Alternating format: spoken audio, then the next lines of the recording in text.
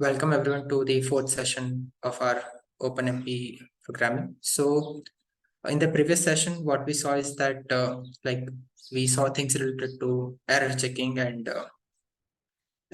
as well as scope. So in error checking part, we saw how we can write the error checks in such a way in our OpenMP program in such a way that we can avoid the erroneous output, as well as we wrote the few checks in such a way that our code will be able to compile even if we don't provide the fopenmp flag, and thus we don't need to maintain the separate copy for serial and parallel code. The same code can be run in serial as well as in parallel. Then we saw things related to scoping. So we saw what is global variable, what is local variable, and shared variable, private variable, all those things that we saw. And then later, using examples, we saw how we can identify whether the variable is local or shared or global. I mean, is private to the thread or not, or it's a shared variable or not. So yeah, and towards the end of the session, we also looked into something called as data arrays. So within the same example of Hello World, we saw how there was a data arrays within that code, and we briefly touched upon what is data arrays and what is critical section. So that was the overview for the previous session. So in the today's session, we are going to look this data arrays and critical section in more detail with examples. And yeah, please feel free to ask the questions in between. So yeah, I'll begin with that. So up till now, do you have any questions, or shall we start?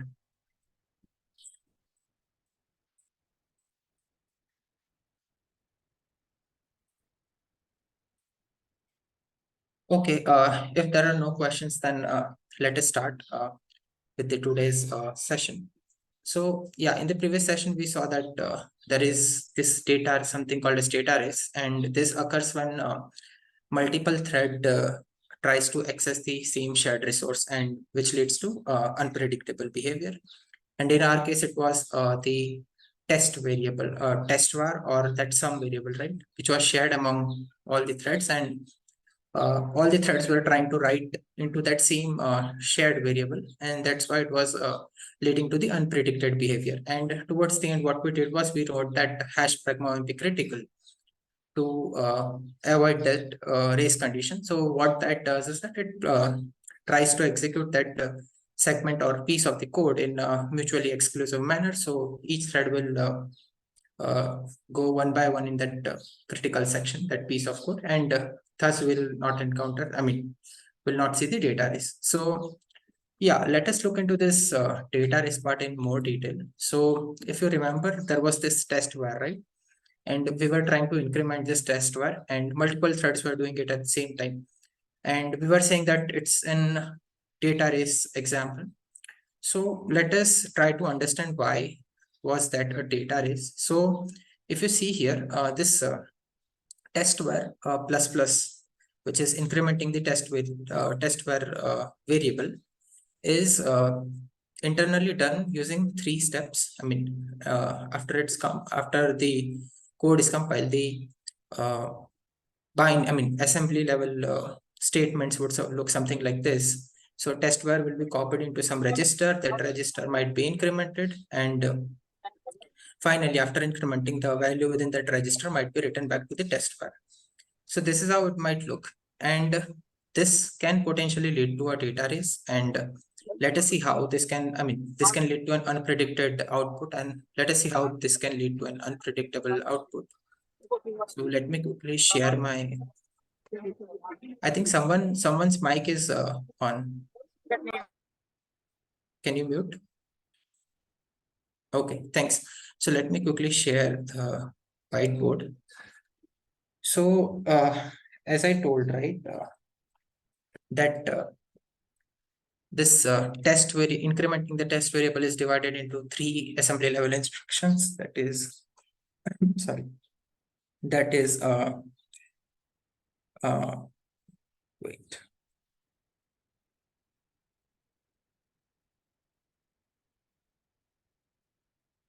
The test var is being copied into the register.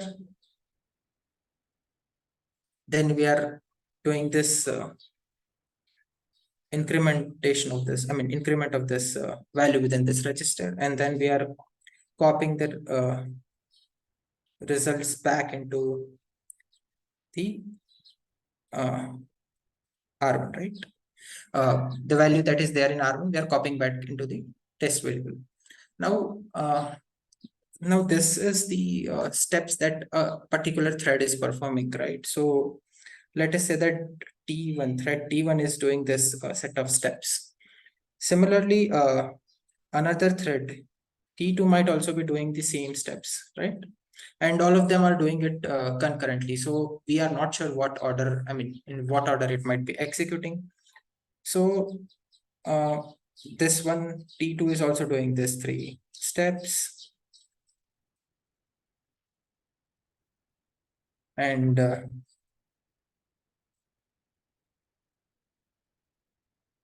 right now, what might end up happening is that after, let's say, T1 increments and T2 increments, the, let's say, initial value for test var was 0.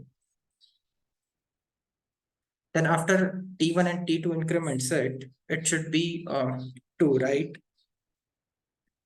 But what might end up happening is that since the order of execution is not clear here, I mean, the threads might order this instruction in any order.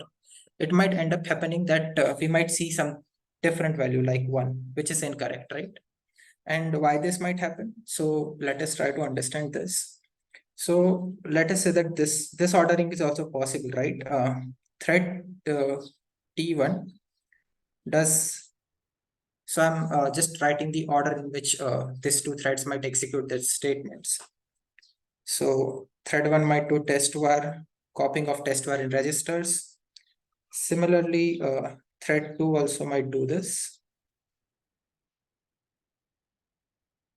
Now, thread 1 might do the increment operation. Then it might again write it. And then thread 2 does the same thing, right? It increments it. And it writes it. Now, if you see in this case, what might happen is that the value of test var might end up being 1. So let us see how is that possible. So here both of them has copied the value as 0. So here it's 0, 0, which is being copied into their own private registers for each thread. Now here T1 is incrementing. So it is now 1 and it is writing. So test var has now value of 1, right? And the similar thing, since value of R1 for this register T2 is also read as 0, it will try to increment it and it will be also 1. It will increment it to 1. So R1 will again contain 1. So this R1 is for the register 1 for T2. Now it again try writing. So it will write 1. So at the end, test var will contain the value of 1 rather than 2. So ideal thing that we want is 2, right? But what ended up happening here is that its value is 1 here, and this is wrong, right? And this is the classic example of how the data is happening. And what we tried doing by placing this hash pragma OMP critical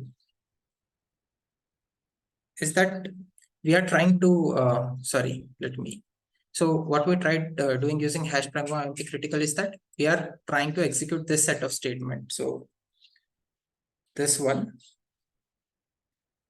and this one in mutually exclusive fashion. So once T1 is finished with all these three instructions, then only T2 can begin, and vice versa. So for example, T2 is executing, then after T2 is finished, then only T1 can start.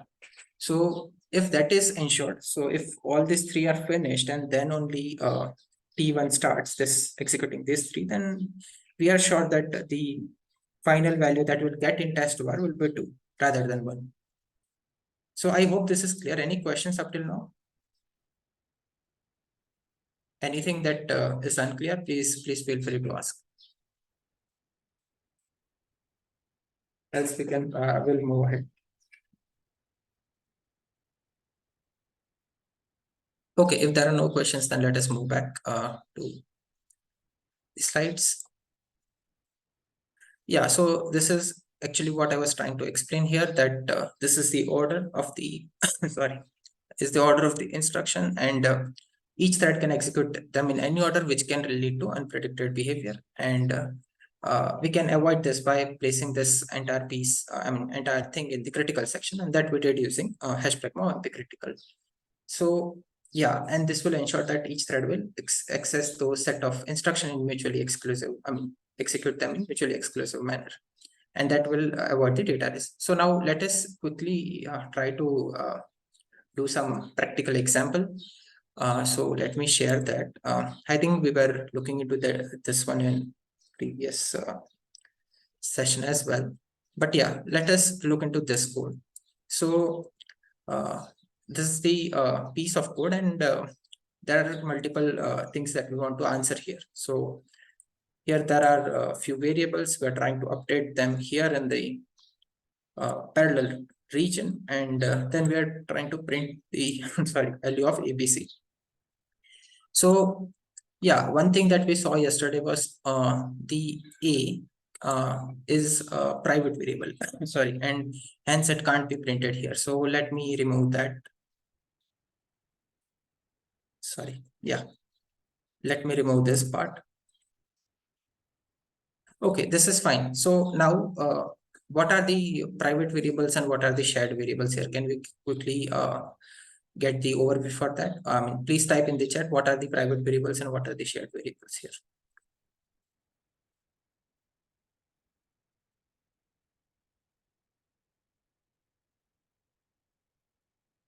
I hope the question is clear. Like, we want to first of all look into what are the private and what are the shared variables, and for this code.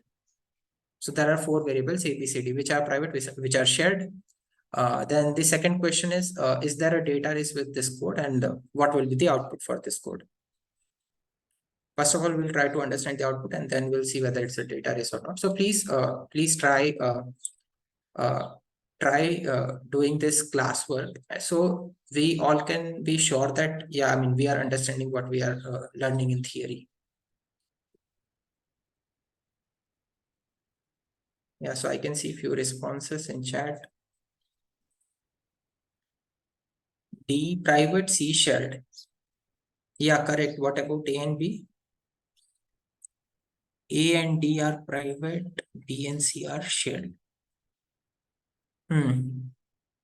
Yes, correct. Anyone else? Please feel free to type in the chat so that we can, we all can be on the same page. And yeah. And if there is any confusion, that I can also clarify that. That's why I'm asking.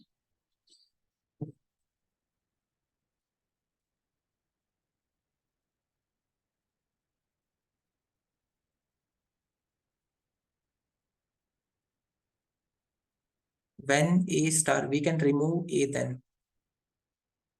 We can remove A, but we are using A here, right? For some computation. How can we remove A? Pranod, Kumar?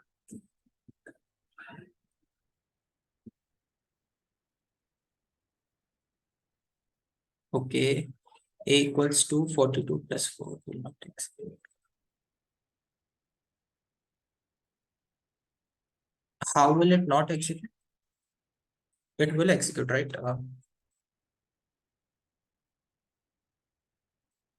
42 plus D. I think it will execute. I'm not clear why you're saying that. Hello. Yeah, please go ahead. Since we have not initiated and A is equal to 0, then I am wondering whether A is equal to 42 plus D will execute. So I'm not clear what exactly you're thinking here. What exactly your question here is, but since A is private variable, and D is also private, right? And each thread will execute its own set of instruction in serial, right? They won't execute their own set of instruction in parallel. So 42 plus D will happen here and it will be stored in A. So I'm not clear why it is, why are you saying that it will not execute? No, I'm not saying, I'm asking that No, whether it no, it will will execute. It will execute. okay. Okay. Thanks. Okay, so yeah, I think most of you are getting it correctly. B and C are shared and A and D are private. So now please try and uh, find the output for this program. I'll wait for a few minutes. I would like to make it more interactive, so I'm asking questions within the class so that we all can understand whether we are getting it correctly or not.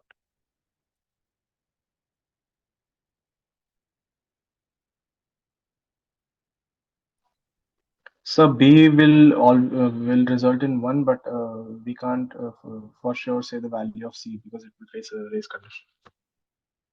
Okay. Any other thoughts? Will there be any other variable that will be facing race condition? What about A, B, and D? Will they face race conditions? So Any A other and D thoughts? cannot face race condition because they are private variables. We Yes. can have an argument about B, but B will not face a race condition because it's being assigned the same constant value by all the threads. So the final result will anyways be 1. Okay. Yeah, I think that's correct. So simple answer here. So for first question, it is that key A and D are private. B and C are shared. Output, I think, yeah, we can debate on that, but yes, there is a data race.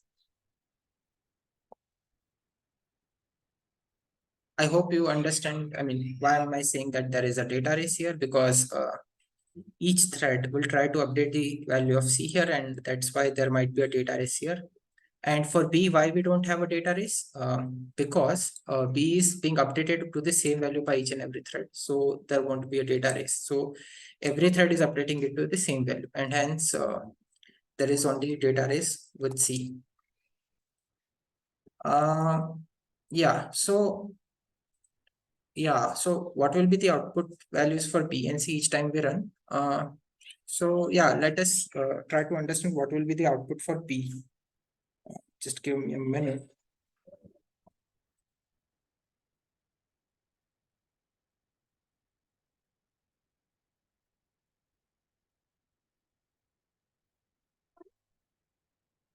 Yeah, just give me a minute, please. Yeah.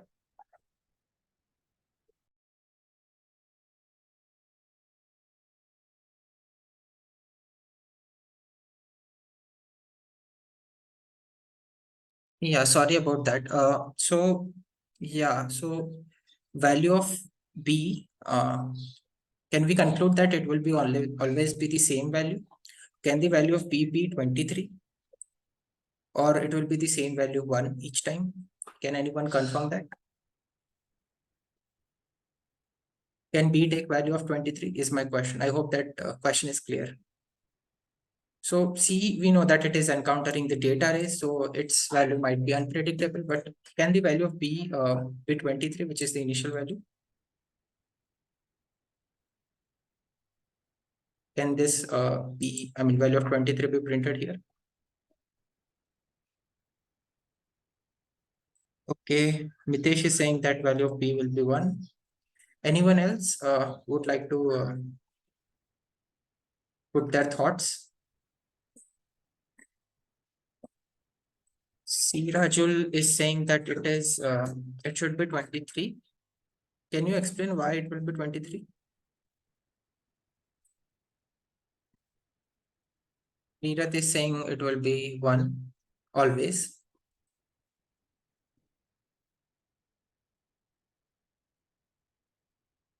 So I received one suggestion that it should be 23. The one who posted that, can you explain why it can be 23?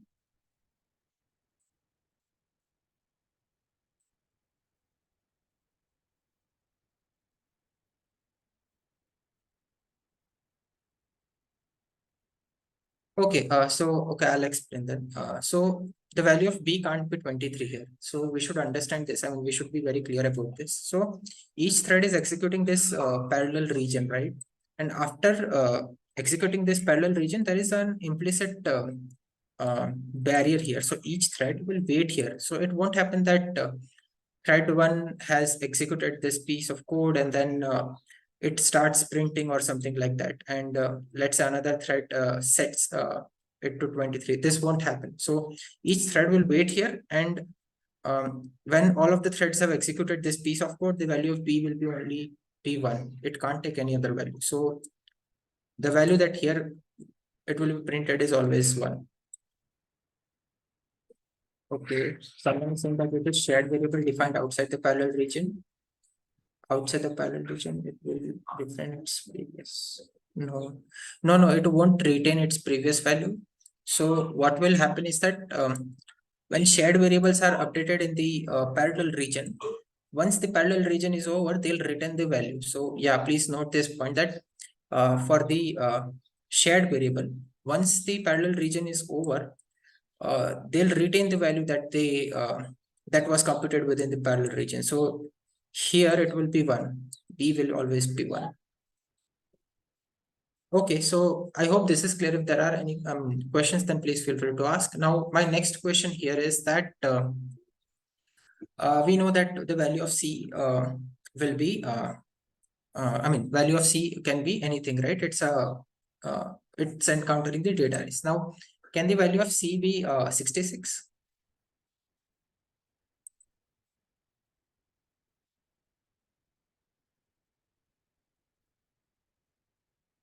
So I hope you're getting the question. Can the value of C be 66 or 20? There are two questions here. Can the value of C be 66 or 20? Any of them. Can it be any of them? Or either one of them or any specific value, do you think? So first of all, let's try for this 66 and 20. Can it take these values, these two values? We'll see this one next, where to place critical section. But yeah, let us answer this. I'll wait for a few minutes here. Please try and see if the value of C can be 66 or 20. We know that it's a racy code and C might take multiple values, but we want to understand whether it can take 66 or 20. Please post your answers in the chat.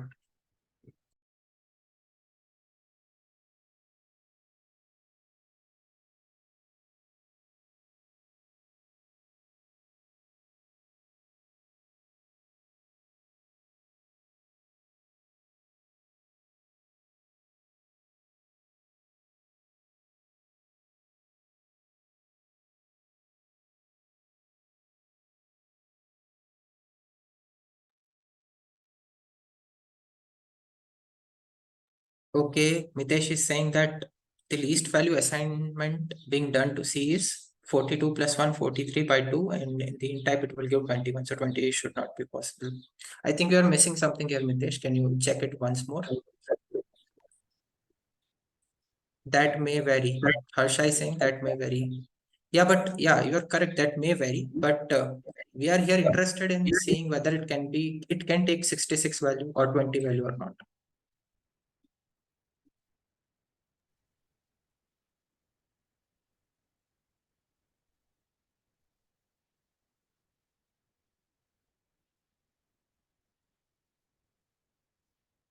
Yeah, I'll wait for one more minute and then we can discuss.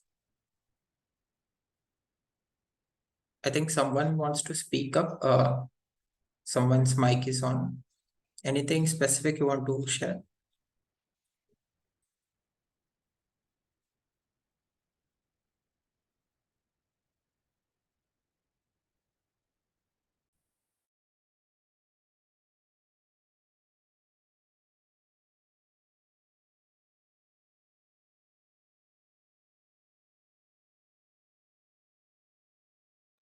Okay, now let us look into this. So I think what Mitesh was suggesting was correct, but yeah, the initial value of C is -2 here.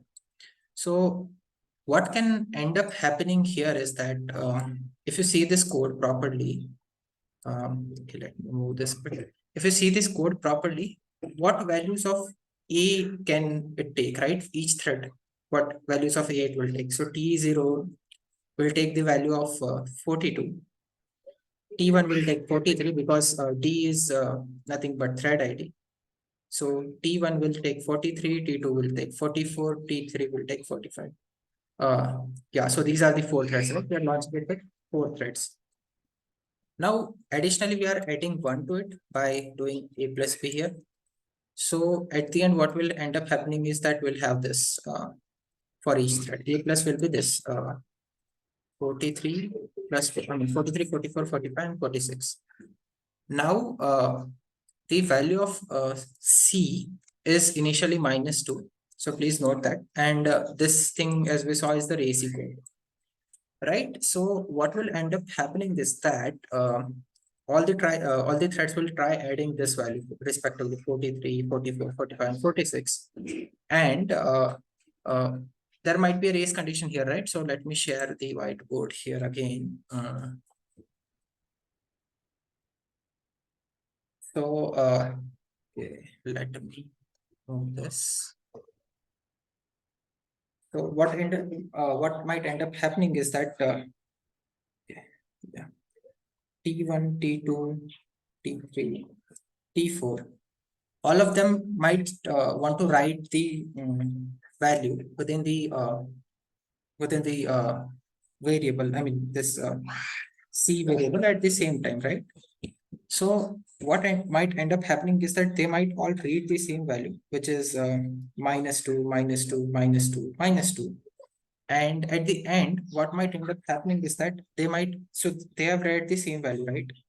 And they have, and as we saw in the previous slide, right? I mean, the previous board, right?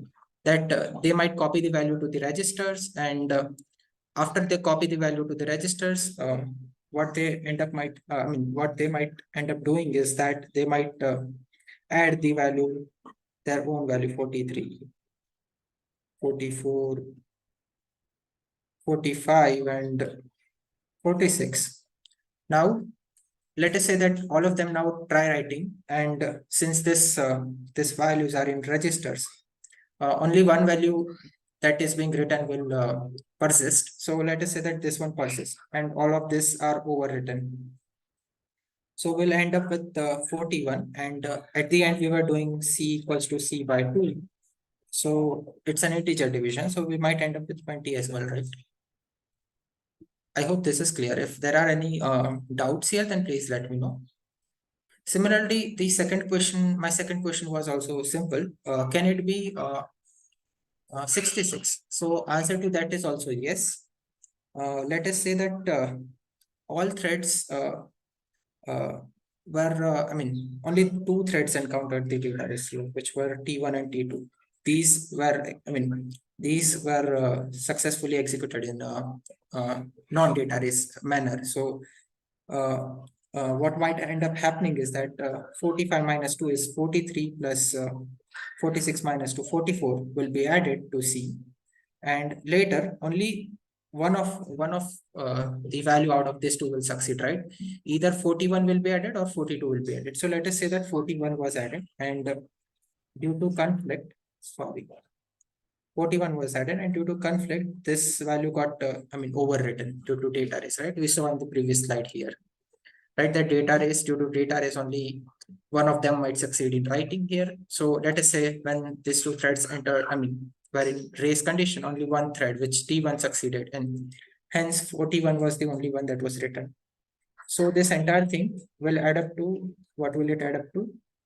40, 120, 128, and 128 by 2. What will it be? It will be, I think, 64, right?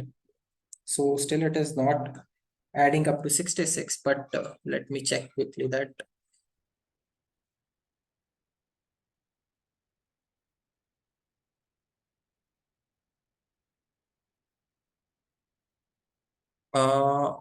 I think I saw, I remember the scenario where it ends up being 66, but let me quickly check that. 42 plus is 43. Yeah, sorry, I missed one thing here. So it, okay, so this -2 is, sorry about this. So, okay, let me share it back. So this -2 is the value within C, right? So it will be only be subtracted once. So okay, let me move to the new one. Okay, so we have this 42, 43, 44, and 45, and C is -2. And let's say these two encountered the race and only one value was written. So it might end up happening like 42 plus 44 plus 45, something like this. And this sums up to 120, yeah, 129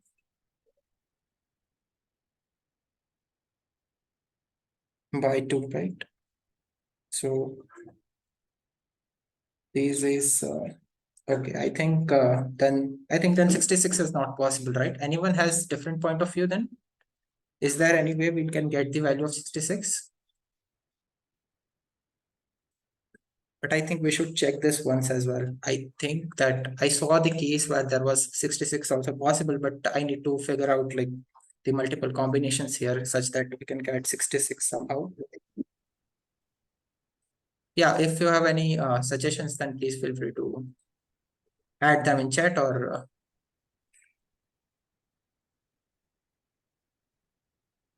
Sir, any please go suggestion. to the code where code is written on the slide where the code Yeah, is written. yeah, okay, let me quickly go back to that. Yeah, so our question was whether value of 66. So in case of 43, you said that either of 43 or 44 will be retained. Yeah, if that's the case, if T1 and T2 are writing at the same time to the C. At the same time, then you have taken the first case. If we consider 44, then what will be the result? Yeah, so let me check that 44, right? 44 plus 45 plus 46. Yeah, I think, yeah, it is possible. Let me quickly check this. 44 plus 45 plus 46 minus 2, which is, yeah, 133.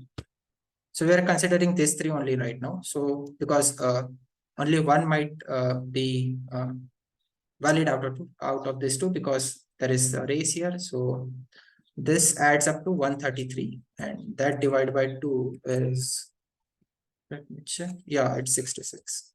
Yeah, so value of 66 also possible, right? Considering the case that T1 and T2 encounters the race condition. So I hope this is clear. Now, where should we place the critical section? This should be a very easy question. But yeah, where should we place the critical section?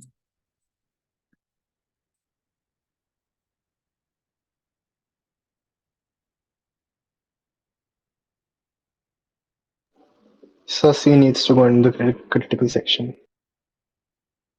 Yeah. So hash pragma.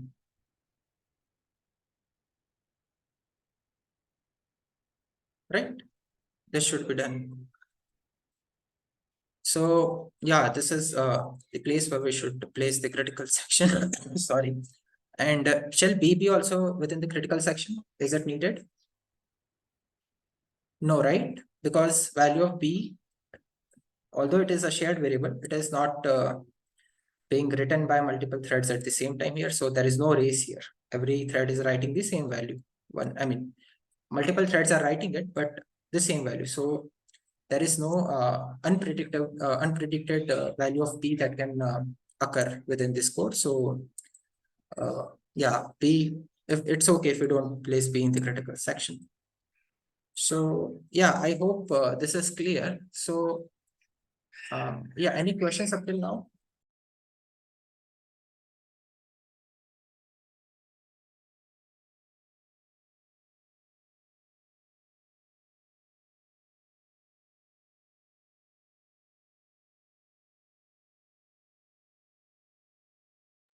Okay, if there are no questions, then let us move to the next code.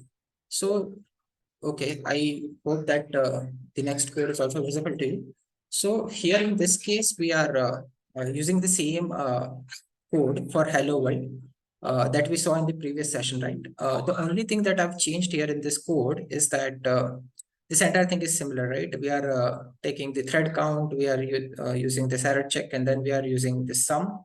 So sum is now simple integer variable, and what we are doing is we are doing this hash pragma-omp num threads with the thread count. And what we are doing is now we are calling hello, and uh, hello is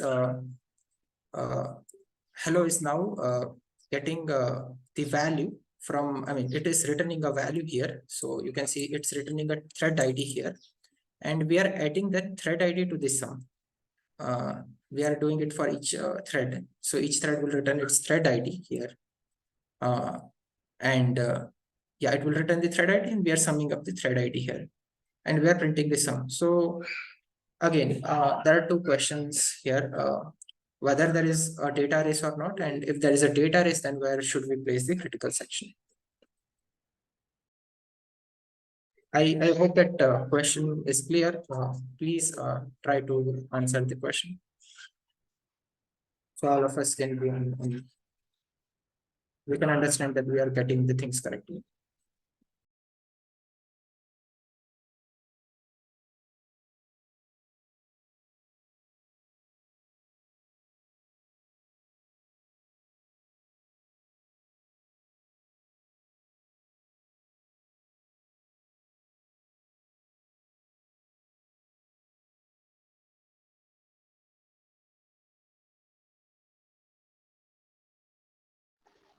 So I think since the sum is the only shared variable in this case, that's where we need to put the critical section around. Yeah, so will there be a data race here, first of all? Yes, sir. Okay, and where shall we place the critical section?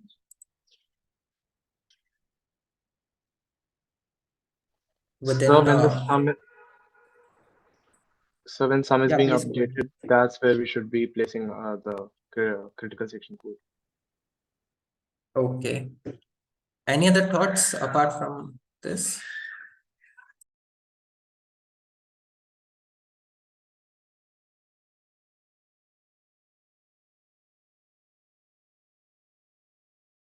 I think, yeah, sorry, I think that you're correct here. So this is where we should be placing the critical section, and yeah, sum is the one which is having data race here, because we are sum is shared here, still it's shared variable, and it is being updated by multiple threads. So there is a data race, but yeah, we'll be placing the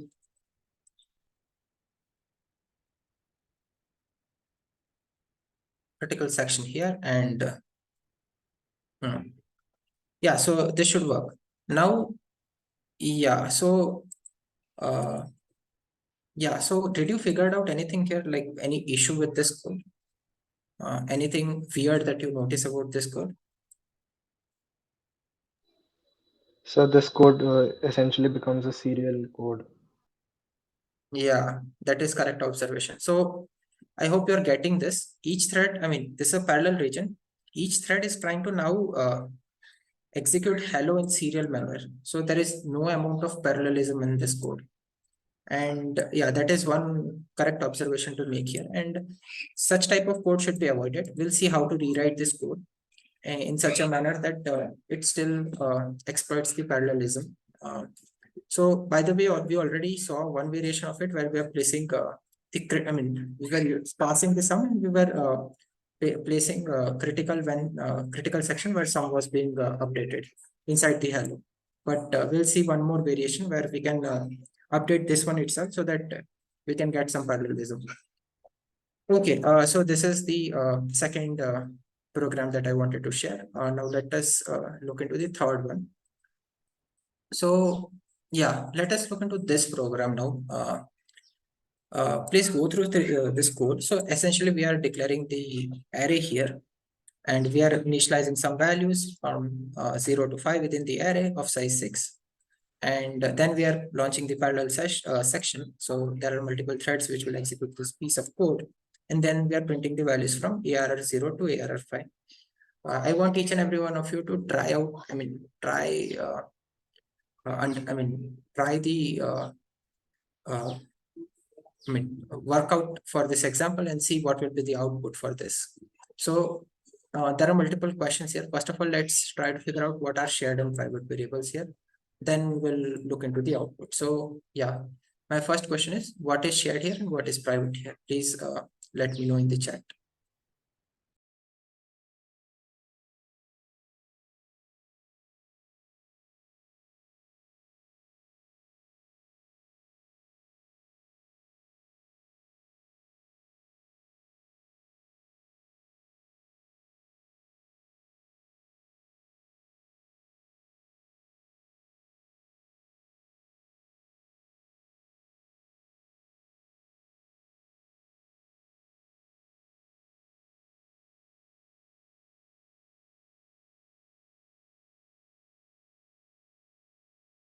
Yeah, I'm getting a few responses here. ARR is shared and TID is private. Yeah, that is correct. That is absolutely correct that ARR is shared and TID is private, since we are declaring within the parallel region, and each thread will have its own copy for TID. Now, my second question is, what will be the output for this program? And is there a data race with this program? So two questions. What will be the output? Second is, what is there a data race within this program?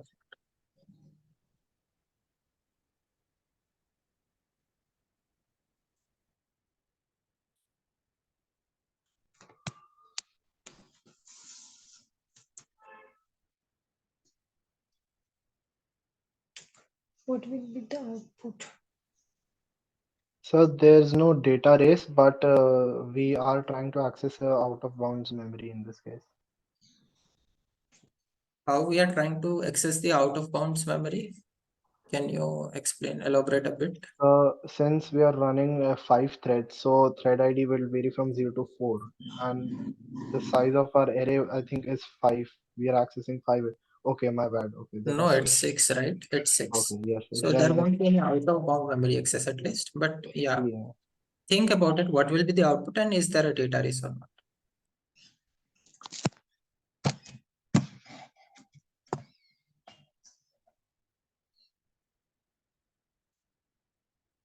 So I'm hoping that all of you are able to get what I'm trying to say here. If there is any confusion, then please let me know.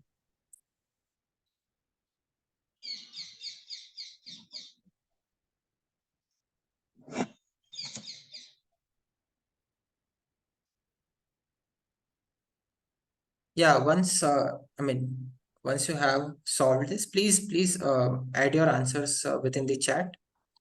And we all can try, right? Uh, it doesn't matter if we are incorrect or we post the wrong answer, but yeah, we should try.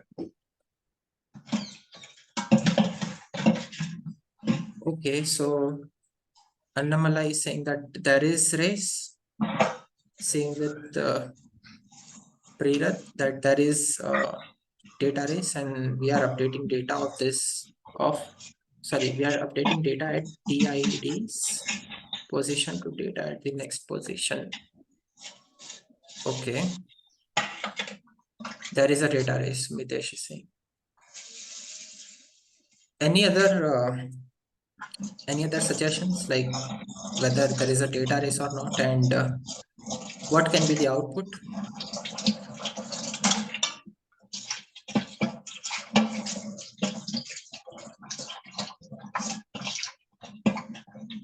Okay, so yeah, everyone is aligned with the same response. So yeah, so there will be a data race. First of all, there will be a data race definitely, and the output will be non-deterministic in this case, because the thing is that each thread, okay, let me move back to the whiteboard here.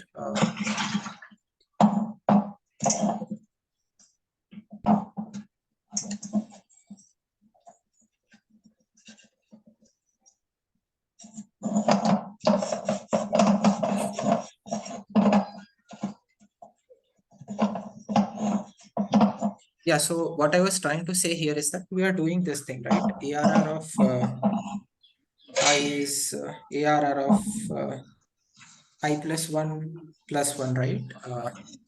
This is what we are trying to do here. Now, each thread is responsible for a single cell right here. So this is 0, 1, 2, 3, 4, 5. So T1, what it is doing, it is taking whatever value is here in, thread 0, let me place it in this way. Thread 0, what it is doing is it is taking value from the first position and it is adding 1 to it and writing it to the 0th position. Now, okay, I think there is noise from someone's side. Can you please mute? Hello? Request everyone to mute unless you have any questions. Yeah, so what I was trying to explain is that T1 key 0, what it will do is that it will take the value that is there in position 1 and it will add 1 to it. Sorry, add 1 to it and will write to 0th location here. Similarly, the thread T1, right? What T1 will do is it will take whatever value is there in second position and it will write to it will add 1 to it and will write here at the first place. So now the initial values in the array are based on what we initialized is, if I'm not wrong, it's 1, 2, 3, 4, 5, right? 1, 2, 3, 4, 5, 6.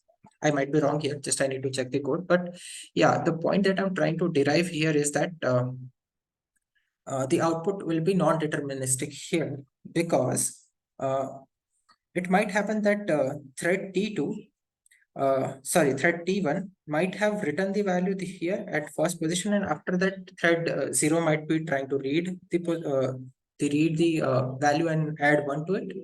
Or it might happen that thread T1 has not finished executing, right? So it has not added 1 and written the value in the first position here. And before that, thread 1 might write the value in this 0th cell by adding 1 to it, right? So output is non-deterministic here. But okay, I'll ask a different question here. What can be the values that can be present in A0, considering the code that we have? Okay, let me share quickly the code.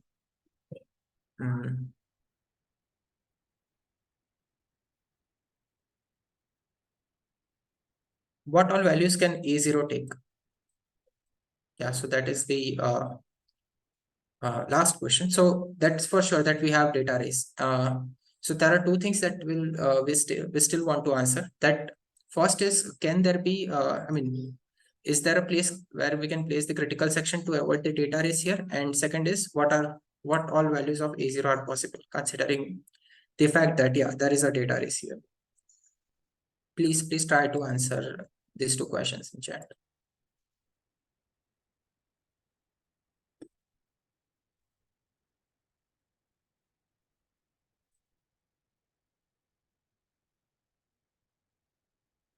Yeah, sorry for the background noise.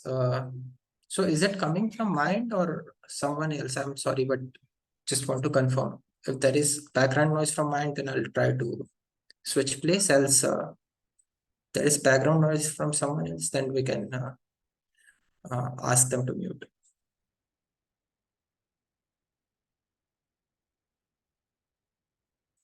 Yeah, I'm not able to mute from my side because I'm not the host, as I told earlier also.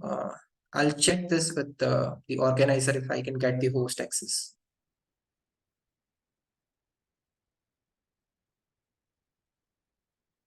Yeah, so keeping that aside, please try this two thing. What are the values that are possible for A0? That is the question one. And where shall we place the critical section here? Two questions, right? That we want to answer here. Please try them. I'll wait for a minute here so that all of us can try it a bit and then we'll move on.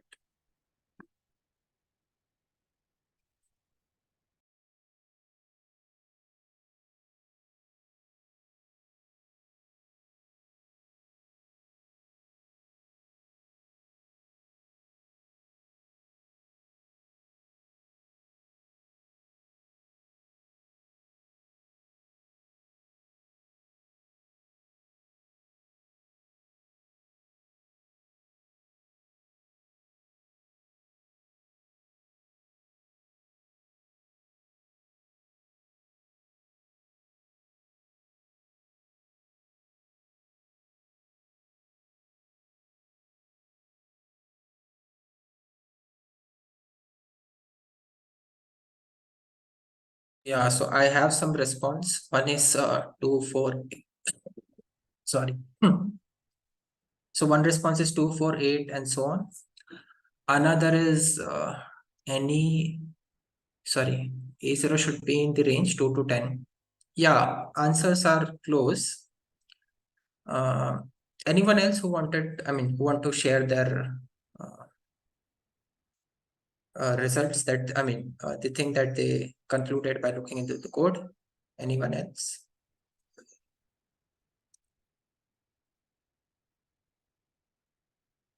And yeah, we also have the second question. Can we avoid the data race here?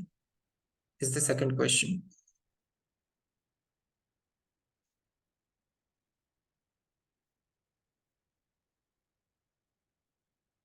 Okay, I think that's all. I think then there are two responses only. So yeah, so I think that you are correct here. All the values that A0 can take are all the odd values from 2 to 10, right? So at max, the value of A0 will be 10, right? What we are trying to do is this operation. At the end, if it works as per the serial code, then the values within ARR, array ARR, when we initialize them, they are 0 to 5. And when this ends up happening, if we assume it to be done in a serial manner, then it should be 109876, 109875. Assuming that last thread executes, first, then the second last thread, and the third, and so on. So maximum value that A0 can have is 10. And as per what I have observed as well as I have calculated, it will take only the even values. So it will be 2, 4, 6, 8, and 10. So there is definitely a data race because the value that all the all the cells within the array can take are not deterministic here. They can take any value, right? For example, A0 can take these values. Now, can we remove this data race by placing the critical section here? And where should we place the critical section if so? Any thoughts?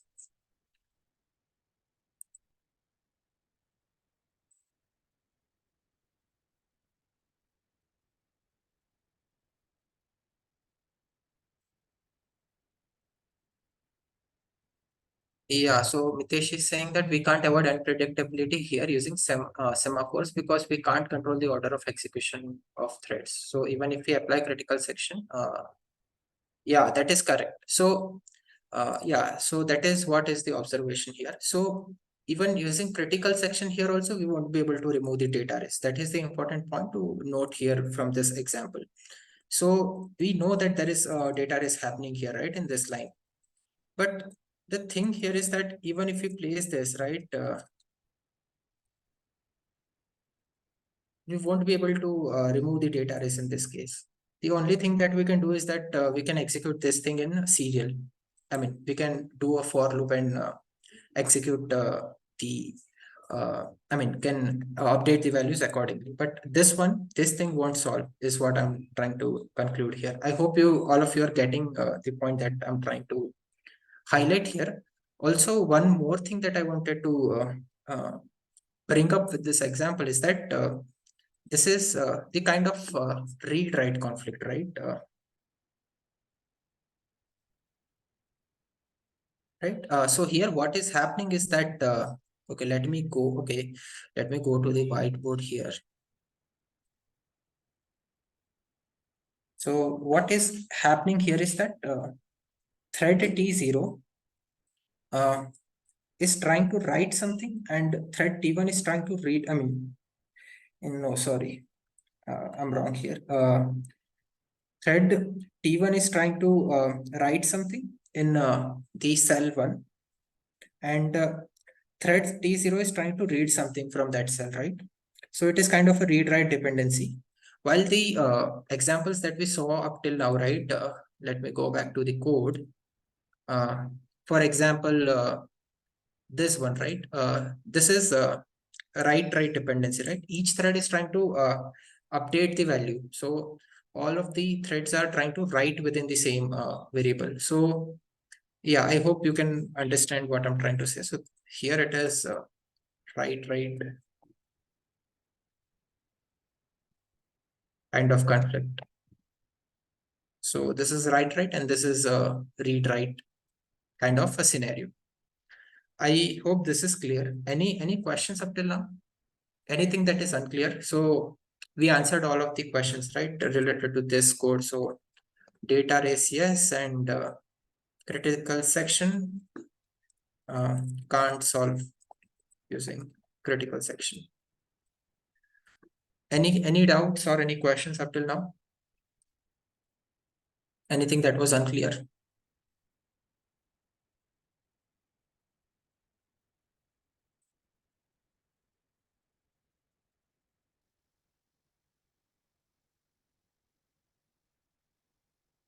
Okay, I hope that you understood what I was uh, trying to tell you using this example. So yeah, so let us move ahead then.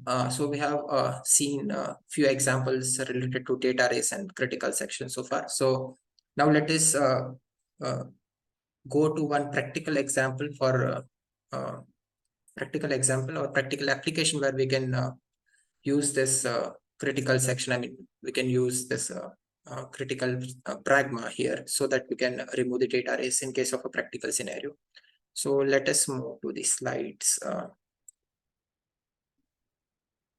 Okay, so let us try doing numerical integration using the trapezoidal rule here. So essentially what we are trying to do is we are trying to find the area under the curve. So when we do integration, we are doing nothing but find the area that is under a curve, or yeah. So and what we essentially are trying to compute here is that f of x dx within some range or within some interval, which will say a and b. So yeah, let me okay, anyways, so let me share my whiteboard here.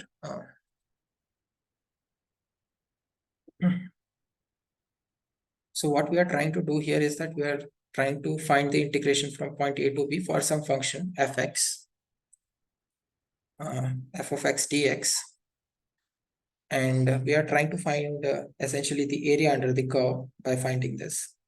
So these are the points A and B. Sorry. And we want to find the area under this curve here. And this is fx, and this is x, right? And we want to do this numerically. We can do it analytically also, but in this case, we want to do it numerically. And yeah, so this is the problem statement that we have in hand, and we'll be using trapezoidal rule for doing this. So let us go back to the slides and understand how this works. So yeah, so basically what we'll do here is that, okay, if I go to the next slide, we'll find the area under the curve using, I mean, we'll divide the area under the curve into small trapeziums as shown in this slide, in this figure, and we'll sum up the area for all the small trapeziums, and we'll call that sum, I mean sum of area, as the area under the trapezium. And this is the classic formula for finding the area under the trapezium, which is a plus b by 2 into h. So okay, let me go back and show this more visually. Yeah, so let us say that we have a trapezium here, like this. Then the area is nothing but h into a plus b by 2. And a is nothing but this, b is nothing but this, and this is the height.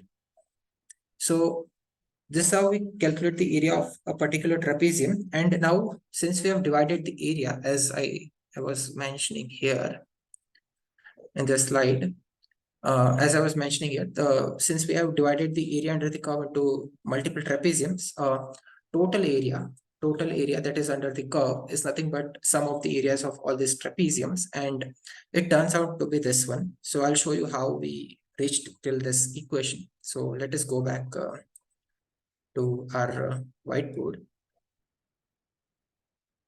So, okay, so we have multiple trapeziums here, right? Like this. This is trapezium T1. This is T2, right? And so on. And this is, let us say, Tn. Now, what is the area of this trapezium? So this is A, this is B. It will be, right? It will be, as per our formula, okay, sorry. Need eraser. Yeah, it will be f of A, which is this length, right? This length. This is our A. This length is our B, and which is nothing but f of B. Sorry, f of, let us say that this point is x1, right? This is x2 and so on. F of x1 by 2 into h, right? And this is height. This portion is height. I hope you are getting this. So this portion is our height. So this is what is the area of this T1, trapezium T1. So if you do this thing for each and every trapezium in the shown within the area under the curve, what you'll end up getting is like something like this. So h into f of a plus f of x1 by 2 plus f of x1 plus, sorry, f of x1 plus f of x2 by 2, and so on till the last point, right? F of x n minus 1 plus f of b by 2, right? This is what you'll get. Now this thing and this thing will add up. Similarly, this thing and again next one will add up. So what end up happening here is that you'll get this f of a by 2 plus f of x1, f of x2, and so on till f of x n minus 1 plus f of b by 2. And this is what is that, this is nothing but what we have written here. So h into f of a by 2 plus x1 plus x2 and so on till xn minus 1 plus f of b by 2, right?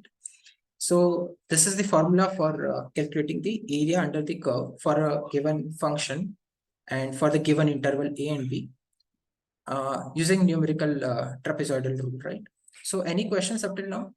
Anything that is unclear with this formula or anything that you didn't understood here?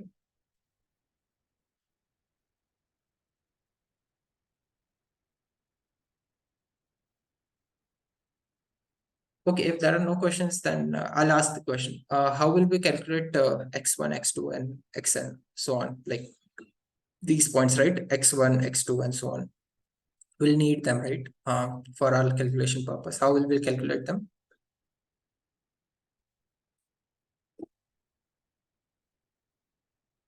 Any suggestions? How will we calculate x1, x2 up till xn minus 1?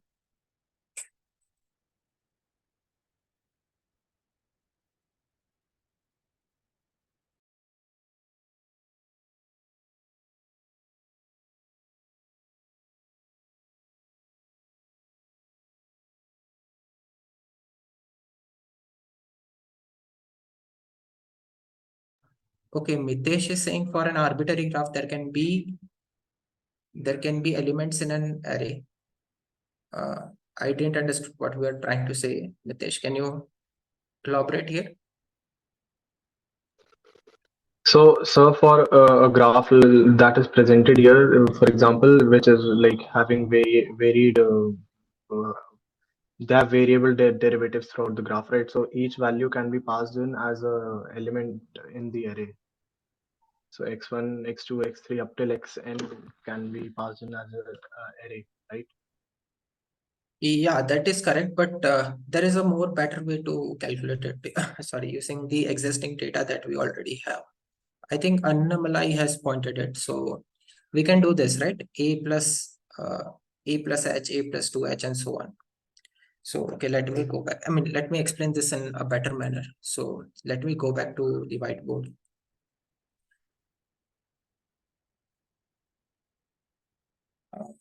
Yeah, so okay, let us change the slide here. Yeah, so what I was trying to say here is that we have this, right? We have trapezium T1. Sorry for my bad drawing, but we have trapezium T1 here. Then we have T2 and so on, right? So this is A, this is X1, this is X2. And how will we calculate them? The point here is that we'll do it in this manner. So this is B, this will be X and this one. Yeah, so the way we will do it here is that we know that this thing is H, right? Similarly, this thing is also H and so on. So this is the height of each trapezium. And since we are, okay, this point I haven't said before, but each trapezium is of equal height. So, I mean, each size of each trapezium is equal. So all of these trapeziums are of equal height. So height of each trapezium is equal right here. Similarly for this. So the easiest way to calculate x1, x2 up till xn minus 1 is doing this. X1 will be equal to a plus h. Similarly, x2 will be equal to a plus 2h and so on. For xn minus 1, it will be a plus n minus 1 h. So this is the easiest way we can calculate these data points. Now you might have another question. We know what is A, but we don't know what is H, right? Then how will we calculate the H? Any ideas?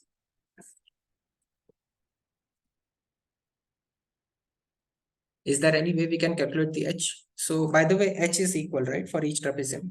And we want to calculate this value H. How will we calculate that?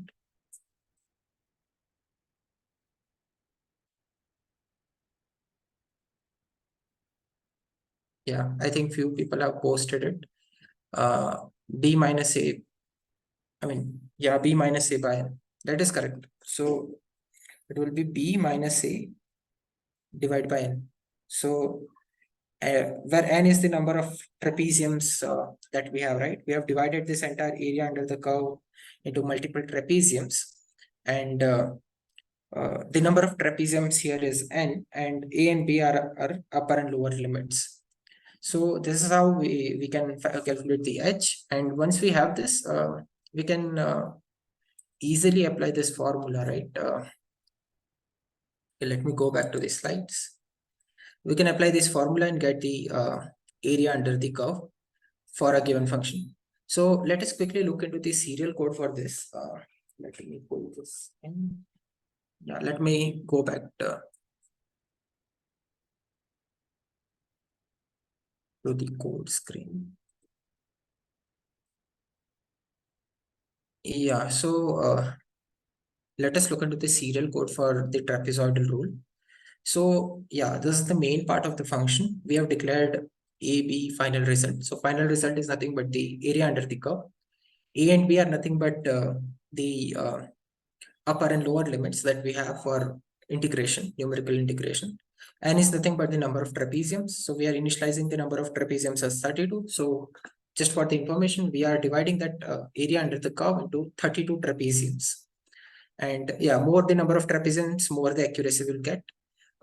because yeah, we'll have, okay, so we'll have better precision using that. And second is a and b, we have initialized it to 1 and pi, so that is left boundary and the right boundary. And the final thing is the final result, which is initialized to 0, because we uh, we have not calculated the final result yet, and we'll pass this final result here to the trapezoidal rule function, and it will give, I mean, it will calculate the result and will place in the final result, and then we'll print the final result here. And along with the final result, we are also passing and a and b inside this trapezoidal rule function, which calculates the area under the curve, which is nothing but number of trapeziums and upper and lower limit. And within the trapezoidal rule function, what we are doing is we are defining this h total and I is nothing but the loop variable, and h is nothing but the height that we saw right now. Total is nothing but the total area under the curve. That will be, we'll store that in total. Then height is calculated as b minus a by n, that thing we saw, right? And this is our simple formula, right? Sorry, this is our simple formula. So total is calculated as f of a by 2 plus f of b by 2. And then we'll, so first two data, a and b are, f of a and f of b are considered as half. So, okay, let me go back to these slides. So if you remember here, f of a and f of b are, we considered them as half values. So we do f of a by 2 and f of b by 2 here.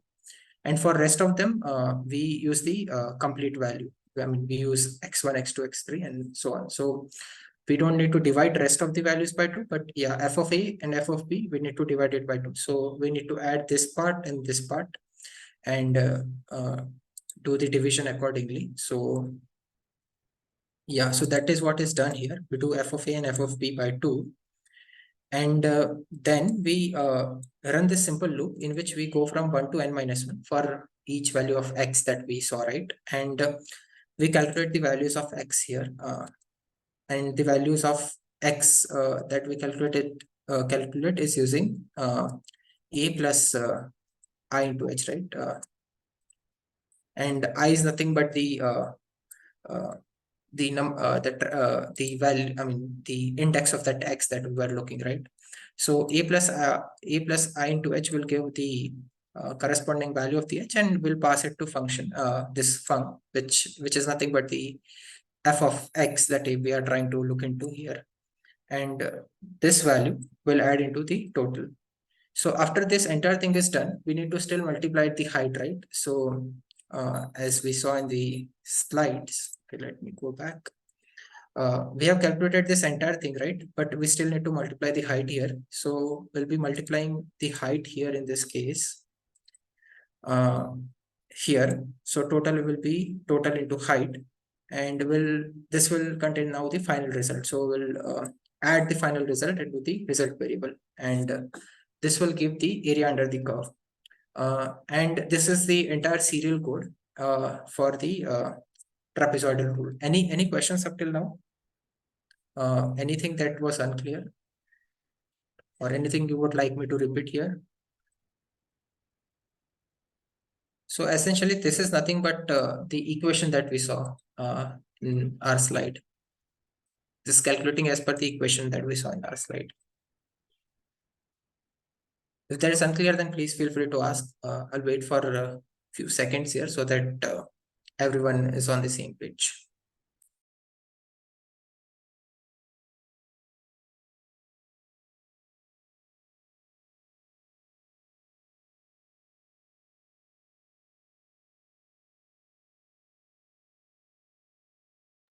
Okay, if there are no questions, then let us go back to our slides.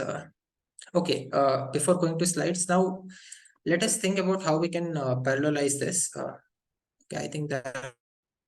Okay, so somehow I've lost all the chats that you pasted. But yeah, I think someone was telling to repeat.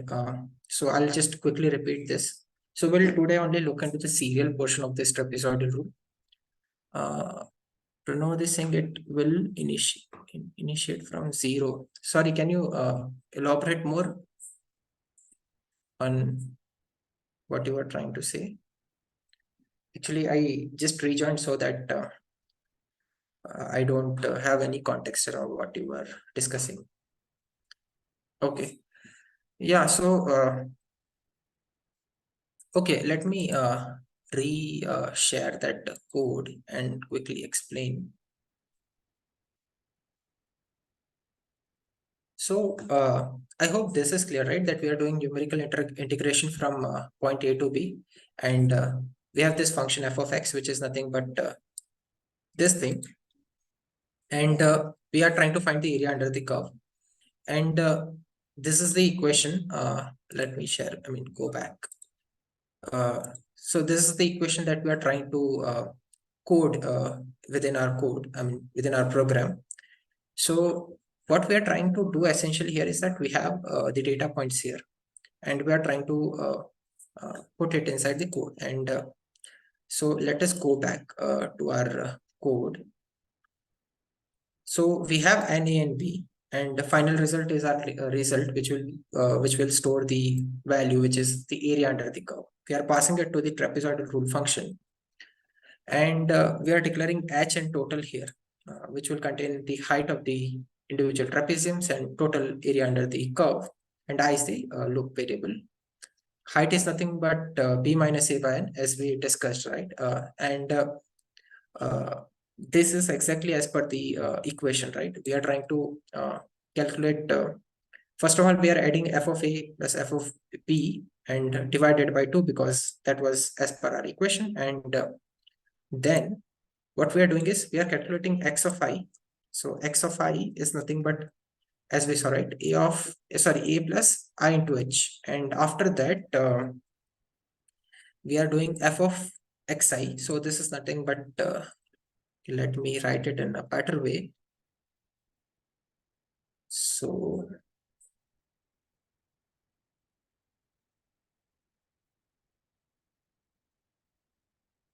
int xi is this thing.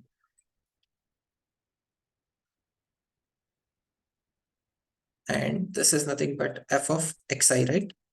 So yeah, we are calculating this f of xi, adding it to total. And after that, our total will have the entire sum, but we need to still multiply it with h. So we are doing it here, and then once we have the final area under the curve, which is stored inside total, we'll simply copy it to the result, and yeah, and we'll print it here as part of final result. So essentially, we are doing nothing here, just we are trying to divide the entire area under the curve into the small trapeziums, in this case 32 trapeziums, and calculate the area of each trapezium and add it, and that is what is our result, that is area under the curve. And this is as per our equation that we discussed in this slide. So if there are still any questions, then do let me know. I'll answer them. So after this, we'll look into parallelizing this code. But if there are any questions, maybe I'll take the parallelization part in the next session. We'll look into that, and then we'll move into the agenda for the next session. But yeah, if there are any questions, then I'll pick that up, because I think we are, I mean, we have a less time now with us, so that if I start explaining the parallelization of this trapezoidal rule, then it will take some more time. So I'll try explaining it in the next session. But if there are any questions, then please feel free to ask them now.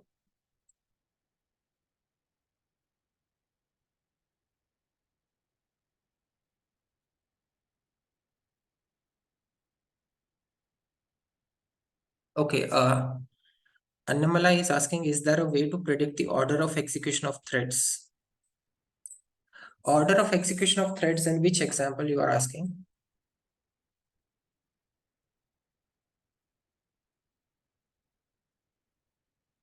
Can you type that in chat as well? Which example? Okay, let me go back to the code then. In this trapezoidal rule, or in the this one? Sorry. Yeah, in the case where critical sections fail, right? There is no way in which uh, we can get the order in which the threads will execute, because that is quite arbitrary, right? And that is not in our control, programmer's control. So yeah, there is no way in which we can predict that. I hope you can hear me now. Yeah. Okay. Yeah, any other questions apart from this? We have a few more minutes so that I'll pick up the questions, and if there, I mean, we'll pick up the parallelization part in the next session, parallelization of the trapezoidal rule in the next session. Also, so in next session, what we'll see is we'll see how to use reduction clause. We'll also see something called as parallel for and atomics as well. If the time permits, then we'll also see what are barriers and how we can use barriers in our OpenMP code. But yeah, if there are any questions related to the today's content, then please feel free to ask them.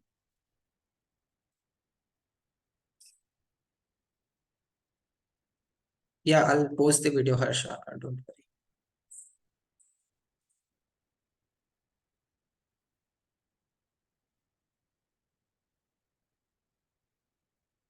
Also, one thing that I would like to ask all of you, like, is the pace okay, or is anything that I would like, I mean, that you people would like to add or anything like that?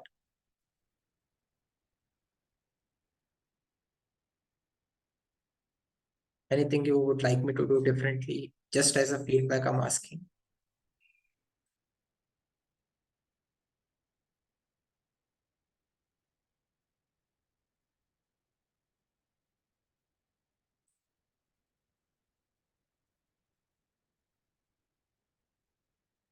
Okay, Annamalai is saying I feel it can be encouraged a bit. So yeah, I think I'll create a poll for this because few people, I mean, someone else is saying that base is okay, content cover is okay. So I think I'll share a poll in the Google group, and you can add your suggestions in that.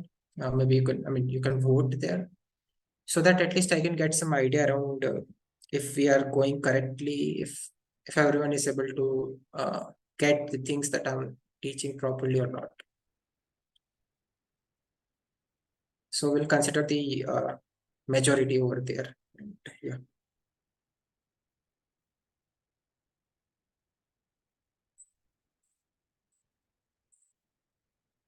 Yeah, I'll be there for a few more minutes. If you have any questions, then please ask. So I hope that serial trapezoidal rule is clear for everyone, as well as data arrays and critical section, how we can use critical hash pragma OMP critical, as well as what are the various scenarios there where we can encounter data arrays. All these things are clear now.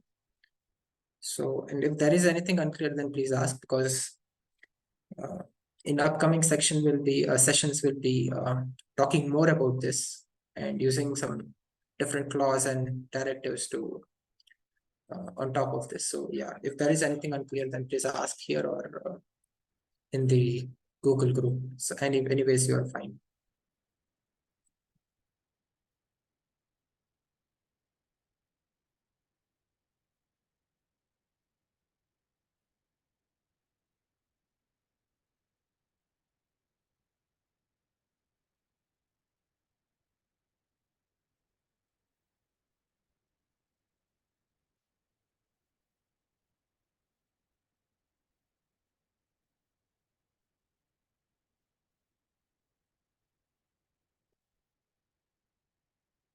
Okay, if there are no questions, then let us call it a day, and we'll see. I mean, see you all in the next session on next Saturday at 5 p.m. Until then, goodbye.